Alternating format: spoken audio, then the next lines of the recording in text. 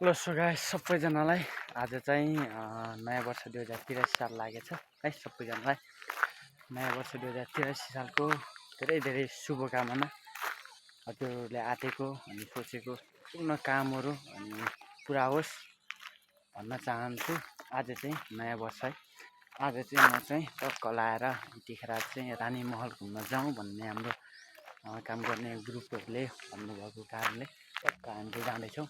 उता यता पारीतिर चाहिँ छ भन्दै हुनुहुन्थ्यो। म पनि आज फर्स्ट टाइम है काम गर्न आएको चाहिँ अनि जाँदैछु। त्यहाँ गएर चाहिँ त्यहाँको दृश्यहरू म तपाईँहरूलाई देखाउने छु। रानी महलको बारेमा के कस्तो रहेछ है, त्यहाँको अवस्थाहरू, त्यहाँको वातावरणमा के कस्तो छ म तपाईँहरूलाई जानकारी नै दिनेछु।